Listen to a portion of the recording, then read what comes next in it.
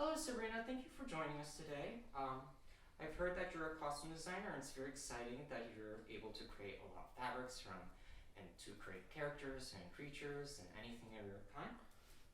So I just have a few questions for you today regarding your profession and your future goals. Just to start off, would you like to tell anything about yourself, background, name, anything you'd like to tell the audience? Sure. My name is Sabrina Ernstine. I use they, them pronouns. And I am a costume designer and technician. I am currently getting my VFA in costume design and technology, dual major. And this is my senior year, so I'm about to go full blown into the industry. And I'm very excited at all of the opportunities out there. That's so exciting. You say that you're about to go into the industry and all of that. Is there anything excited that you're looking forward to, or any opportunities that you've been looking at? Yeah, it's a bit of a secret from the advisors in my program because I'm not sure that they're as excited about film and television as I am. But I'm really fascinated by a different industry and a different application of costumes because I've spent the last 4 years of college and the last several years of high school and middle school doing theater, and I'm interested in different applications of costumes, in this case in film and television. So in the future, as I go into the world, I'm hoping to take PA jobs and work my way up the chain in that direction a little bit. That's really excited. So you mentioned that you were interested in film and everything, and that you started in theater in middle school. So I was wondering, for our first question, you wanted to be a costume designer when you were in middle school. Was there something that inspired you specifically, that went specifically into costumes, like an instructor or something you saw growing up or anything like that? Well, I've always dressed in a way that's pretty unique, and it was noticed very early on. And I really realized that I made a character every day of my life in the mirror when I woke up in the morning, probably around middle school. And that really introduced me to the idea that clothes as a story was an important part of my life. When it became a profession was in high school, when I had to wrangle with the fact that I had to choose something that would make money. And upon finding that this industry actually exists, there was no question about it. My grandparents always told me I'd be a fashion designer, but when I found out you could tell stories with clothes and not just waste fabric, I became really truly in love with this industry and the concept of the work I do. That's really interesting. So you're kind of mentioning like saving fabrics and all of that, which seems like you like to be resourceful.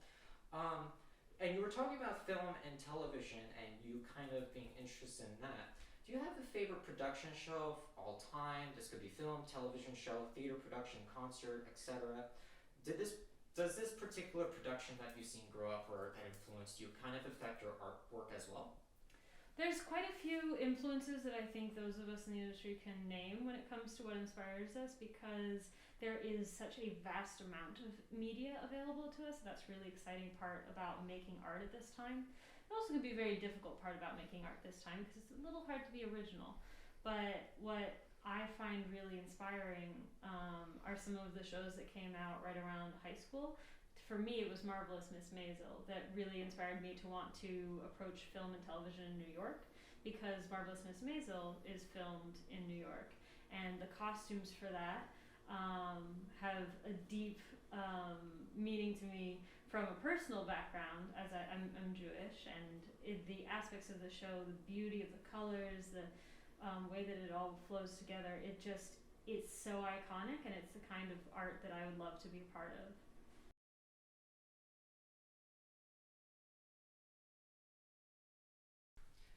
Um, what do you see yourself doing in the next 10 years? Sorry. Do you think costuming might lead you to somewhere else in your life, or do you see yourself evolve as a costume constructor? I feel like one of my professors sent you to ask me that question. Um, so I love costumes and I love working and building. I've also made, I don't know if it was a choice, but I fell in love and I found the person I want to spend the rest of my life with. So my future is more based around people than it is jobs.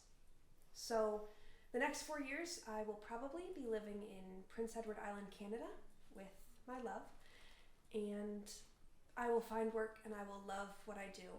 I don't want to live in New York City, which is hard. There's no way to really make money in theater and not live in New York City, but we'll figure it out.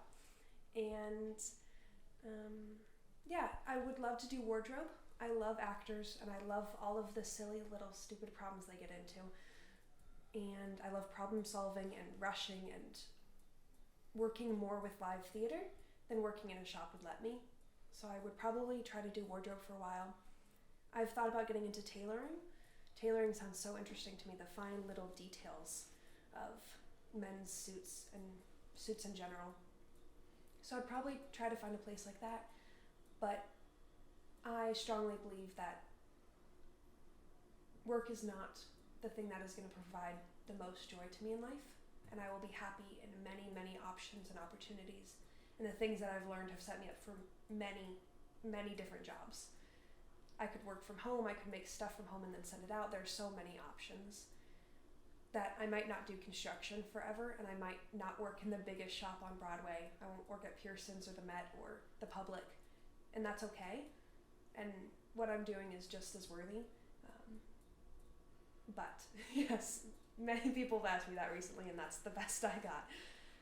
That's a good answer, and especially with the internet, you can easily commission and construct. Sorry. And I just have one more quick question. Is there something that bothers you that only a customer can explain? Things that bother me. I'm sure there is. There's lots of things. I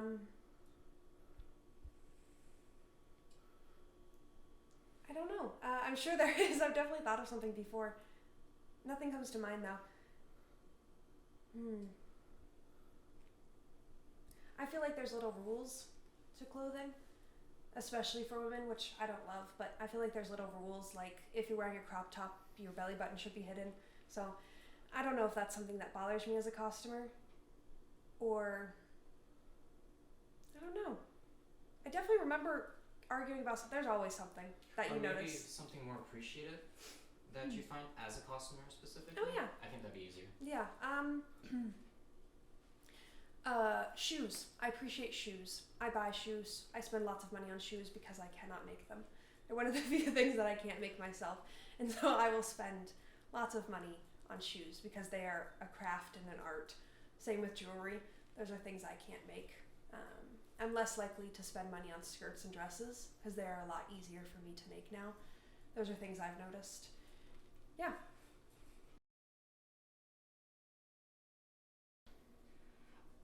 So just a few more questions. What do you see yourself doing in the next 10 years in the industry? Do you think costuming might lead you to somewhere else in your life, or do you see yourself evolve as a costume designer to something that is new? 10 years is a lot of time, and in all honesty, I don't feel the need to plan 10 years in advance. I have a sort of anxiety that wants to plan everything in my life, but spontaneity is what keeps me alive and lively. So my greatest inspiration about moving into the professional realm is the number of connections that I can make and the number of new opportunities that will appear in front of me when I start one job and end in a totally different part of costumes. But I do think that costumes will be a lifelong love, and I wouldn't be surprised if I'm in a variety of roles within that industry for most of the rest of my life. I see. And one last fun question. I'm trying to keep this fun. Is there something that bothers you that only a costumer can explain? There are so many things that bother me.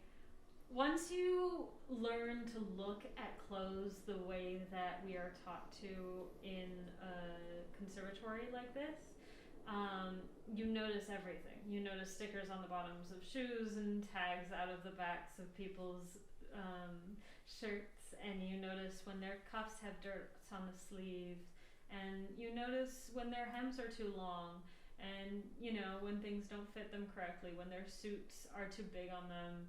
But at the end of the day, those same things that other people in the world don't know, that affect the way they dress, or what we put on stage when we need to make a character look uncomfortable because they've bought the wrong size suit and it's too small on them, or feel insecure because they've bought the larger suit and it looks too big on them.